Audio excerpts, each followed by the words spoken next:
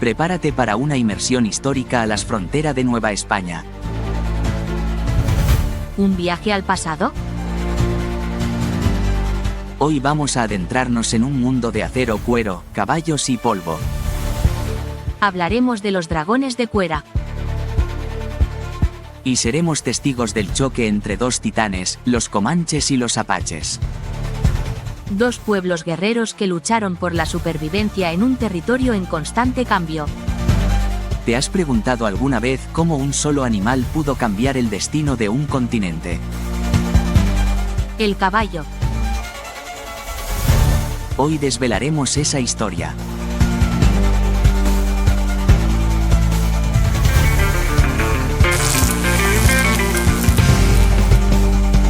La historia de la Nueva España, especialmente en sus fronteras norteñas, está llena de consecuencias inesperadas.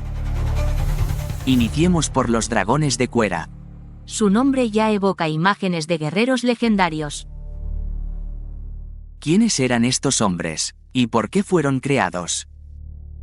Imagínate la inmensidad del norte de Nueva España en el siglo XVIII, desiertos, montañas y vastas llanuras.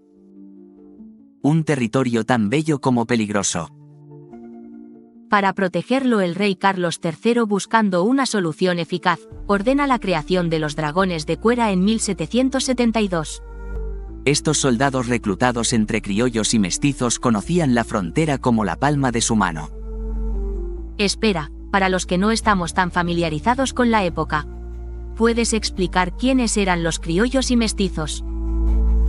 Claro, en la Nueva España la sociedad estaba dividida en castas. Los criollos eran españoles nacidos en América, mientras que los mestizos eran descendientes de españoles e indígenas. Ya veo. Ambos grupos encontraron en los dragones de Cuera una oportunidad de ascenso social y de servir a la corona. Fascinante. ¿Y su nombre, dragones de Cuera, de dónde proviene? De su armadura, por supuesto, la cuera era una chaqueta de cuero curtido gruesa y flexible a la vez que les protegía de las flechas y lanzas. Entiendo. Cada capa de cuero cuidadosamente, cosida y endurecida, representaba horas de trabajo artesanal. Era una armadura ligera ideal para el combate a caballo y tan resistente que podía desviar incluso algunos disparos de mosquete. Increíble, usaban una tecnología que ya existía, la del cuero, y adaptaron a las necesidades de la guerra en la frontera. Debió ser una visión imponente ver a estos jinetes con sus cueras cabalgando por el desierto. ¿Qué armas usaban? Eran maestros en el combate a distancia y cuerpo a cuerpo. Llevaban carabinas y pistolas, armas de fuego que les daban ventajas sobre los arcos y flechas de sus enemigos. Pero también dominaban la lanza y la espada, incluso algunas técnicas de lucha cuerpo a cuerpo aprendidas de las mismas tribus a las que combatían. Unos guerreros versátiles, capaces de adaptarse a cualquier situación. Imagino que su entrenamiento era duro, ¿verdad? Por supuesto, tenían que ser jinetes expertos, capaces de cabalgar durante horas bajo el sol abrasador, de disparar con precisión desde sus monturas y de luchar a pie, si la situación lo requería. Además, debían conocer el terreno, las rutas de agua, los escondites. Ser un dragón de Cuera no era tarea fácil. Y todo esto para proteger las fronteras de la Nueva España. ¿Contra quién luchaban exactamente? Principalmente contra apaches y comanches, aunque también se enfrentaban a otras tribus que desafiaban el dominio español. Los dragones de Cuera eran la primera línea de defensa, los encargados de repeler las incursiones, proteger las misiones y escoltar a los viajeros que se aventuraban en territorio hostil. Mencionaste que los dragones a veces aprendían de sus enemigos. ¿Hay algún ejemplo de batalla que demuestra su astucia y capacidad de adaptación? La batalla de San Carlos en 1780 es un buen ejemplo. Cerca del fuerte de San Carlos, de Cerro Gordo en Sonora, un grupo de apaches, superando en número a los dragones, intentó tomar el fuerte por sorpresa. Lo que no esperaban era que los dragones, conocedores del terreno, utilizaran una estrategia similar a la de sus enemigos: emboscadas, ataques rápidos y retiradas estratégicas. Los apaches, confundidos y desmoralizados, fueron derrotados. ¿Qué historia? Utilizaron las tácticas del enemigo en su contra para obtener esa victoria. Debió afianzar la reputación de los dragones de Cuera como guerreros formidables. Sin duda, la victoria en San Carlos fue crucial para asegurar la región de Sonora, permitiendo el avance de los asentamientos españoles y consolidando el poder de la corona en la zona. Los dragones de Cuera, con su valentía y astucia, habían demostrado ser la clave para la expansión y la seguridad de la Nueva España. Sin embargo, la historia de los dragones de Cuera no termina aquí, ¿verdad? Su destino está ligado a un evento que cambiaría para siempre el panorama de la Nueva España: la llegada del caballo. El caballo es su introducción en América por los españoles, desencadenó una serie de consecuencias imprevistas, especialmente en el conflicto entre dos poderosas tribus, los comanches y los apaches. Es increíble cómo la llegada de un solo animal pudo tener un impacto tan profundo, cómo transformó el caballo la dinámica entre estas dos tribus. Antes de la llegada del caballo, los apaches dominaban la región sur de las Grandes Llanuras. Su estilo de vida semiagrario les permitía aprovechar los recursos de la tierra cultivando maíz, frijoles y calabazas, además de cazar búfalos y otros animales. Eran un pueblo adaptado a su entorno, con un profundo conocimiento del terreno y una estructura social bien definida. Y entonces, eran una sociedad establecida y relativamente poderosa. Sí, pero la llegada del caballo lo cambió todo. Al principio, los apaches se resistieron al dominio español, pero pronto se dieron cuenta del potencial del caballo como herramienta de guerra y transporte. Comenzaron a robar caballos a los españoles y a incorporarlos a sus estrategias de caza y combate. Es curioso cómo los españoles, sin saberlo, estaban armando a sus futuros enemigos. Y no solo es la introducción del caballo, también favoreció a otra tribu, los comanches originarios de las montañas rocosas. Los comanches habían sido desplazados hacia territorios menos favorables por tribus más poderosas, incluyendo a los apaches. Este destierro forzoso les había inculcado un profundo resentimiento y un deseo de venganza. Y el caballo les brindó la oportunidad de ajustar cuentas. En cierto modo sí. Los comanches demostraron una habilidad innata para la equitación, adaptando su estilo de vida nómada a la movilidad que les ofreció el caballo. Se convirtieron en jinetes excepcionales, capaces de recorrer grandes distancias, de cazar búfalos con mayor eficiencia y, lo más importante, de llevar a cabo ataques rápidos y devastadores contra sus enemigos. Y ya me los imagino cabalgando a toda velocidad por las llanuras, el viento azotando sus rostros, el trueno de los cascos resonando en la tierra. Debió ser una visión aterradora para sus enemigos. Sin duda, los comanches se convirtieron en la pesadilla de las tribus vecinas, especialmente de los apaches. Sus ataques, conocidos como lunas comanches, se llevaban a cabo bajo la luz de la luna llena, lo que les permitía sorprender a sus enemigos en la oscuridad. Su maestría al caballo les permitía luchar sin desmontar, disparando flechas con una precisión asombrosa mientras cabalgaban a toda velocidad. Mencionaste que los comanches guardaban un profundo resentimiento hacia los apaches. ¿Algún evento en particular que desatara esta guerra entre ellos? La rivalidad entre ambas tribus venía de lejos, pero el ataque comanche a los Lipan apaches en 1623 marcó un punto de inflexión. Fue un ataque brutal y devastador que demostró la superioridad militar de los comanches y sembró el terror entre los apaches. A partir de ese momento, la guerra entre ambas tribus se intensificó, convirtiéndose en una lucha a muerte por el control de las Grandes Llanuras.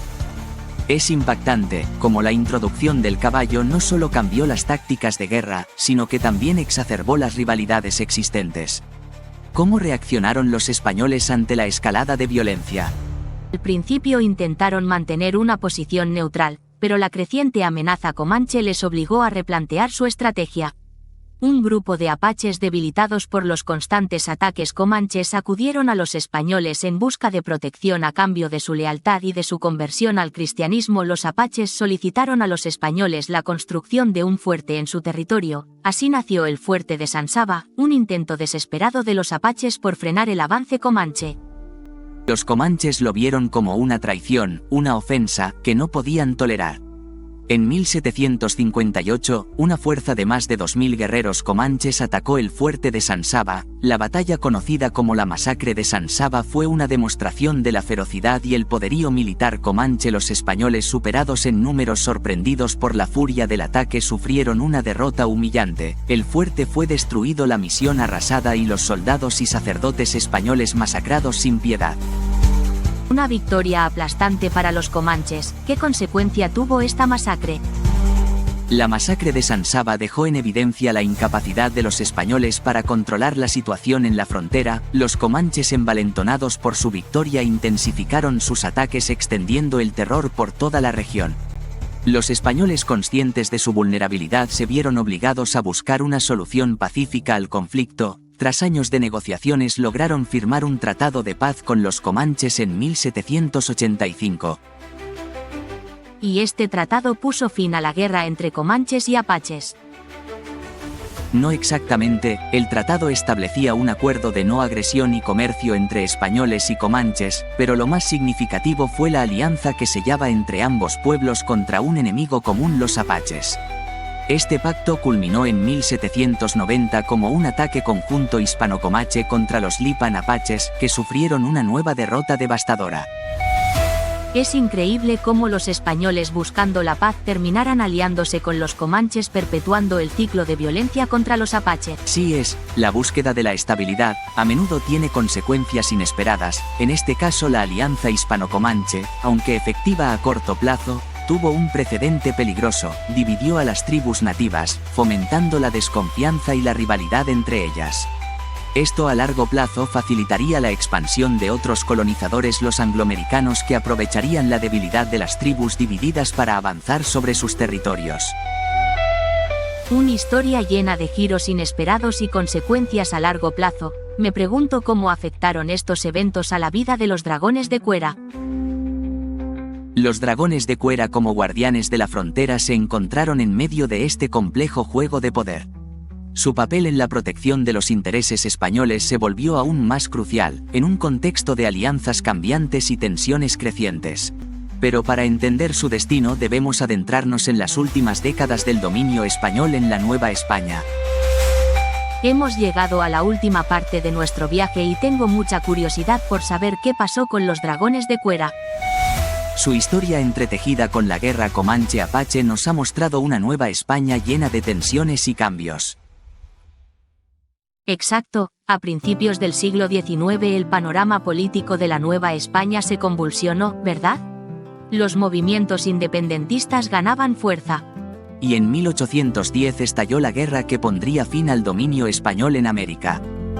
La independencia de México es un evento que sin duda tuvo repercusiones en todos los rincones del virreinato. ¿Cómo afectó a los dragones de Cuera? Bueno, para comprender su destino hay que tener en cuenta que los dragones de Cuera representaban en esencia el poder de la corona española. Eran la fuerza militar encargada de mantener el orden en la frontera, de proteger los intereses españoles y de asegurar la expansión del imperio. Con la independencia de México su razón de ser se desvaneció. Es lógico, si ya no había un imperio español que defender, ¿qué sentido tenía mantener una unidad militar creada para ese propósito? Exacto. Tras la independencia, las fuerzas militares se reorganizaron y los dragones de Cuera, como unidad independiente, dejaron de existir. Algunos de sus miembros se integraron en el nuevo ejército mexicano. Otros regresaron a la vida civil y algunos quizás continuaron cabalgando por la frontera. Pero ya no como guardianes del imperio, sino como hombres libres en una tierra en constante cambio. El fin de una era, pero a pesar de su corta existencia su legado perdura. ¿Cómo podemos interpretar su papel en la historia de la Nueva España? Los dragones de Cuera fueron mucho más que simples soldados, representaron el espíritu de adaptación y resistencia en un entorno hostil. Su imagen con sus cueras de cuero y sus armas se convirtieron en un símbolo de la frontera, de la lucha por la supervivencia y del choque entre culturas. Su historia no recuerda la complejidad del pasado, la mezcla de valentía, ambición y tragedia que marcó la expansión de los imperios y el encuentro entre mundos diferentes. Y hablando de choque entre culturas, no podemos olvidar el conflicto entre comanches y apaches, que también dejó una huella imborrable en la región. ¿Cómo se desarrolló este conflicto después de la independencia de México? La guerra entre comanches y apaches continuó. Aunque el escenario había cambiado, la independencia de México no significó la paz para las tribus nativas. Al contrario, se enfrentaron a nuevos desafíos, a nuevos enemigos y a la expansión de un nuevo imperio, el de los Estados Unidos. Los Estados Unidos, con su política de expansión hacia el oeste, se convirtieron en un nuevo factor de presión sobre las tribus nativas. Exacto, la llegada de colonos angloamericanos, la fiebre del oro, la construcción de ferrocarriles, todos estos eventos alteraron el equilibrio de poder en la región. Los comanches, a pesar de su dominio las llanuras, se vieron cada vez más presionados por la expansión de los Estados Unidos, la caza indiscriminada del búfalo, base de su economía, diezmó las manadas debilitando su modo de vida. ¿Y los apaches? ¿Cómo les afectó este nuevo panorama? Los apaches, empujados hacia las montañas y desprovistos de sus antiguos territorios, se adaptaron a la guerra de guerrillas, aprovechando su conocimiento del terreno para resistir a los comanches y a los colonos y al ejército estadounidense. Figuras legendarias como Jerónimo se convirtieron en símbolos de la resistencia apache, pero finalmente la superioridad militar y tecnológica de los Estados Unidos se impuso. Un final triste, pero quizás inevitable. Tanto comanches como apaches fueron confinados a reservas, perdiendo su libertad y su forma de vida tradicional. Así es la historia de estas dos tribus, al igual que la de los dragones de Cuera, nos habla de la complejidad del pasado, de las consecuencias a largo plazo, de las decisiones humanas y del impacto del choque entre culturas. Hemos recorrido un largo camino en esta inmersión histórica, desde la creación de los dragones de Cuera, pasando por la guerra comanche-apache hasta la llegada de los Estados Unidos. Hemos visto cómo se entrelazan los hilos del destino, cómo las acciones tienen consecuencias imprevistas y cómo el pasado sigue resonando en el presente. Es importante recordar estas historias, no solo por su valor histórico, sino también por las lecciones que nos enseñan. La historia de la frontera nos invita a reflexionar sobre la diversidad cultural, la importancia del diálogo y la búsqueda de soluciones pacíficas a los conflictos.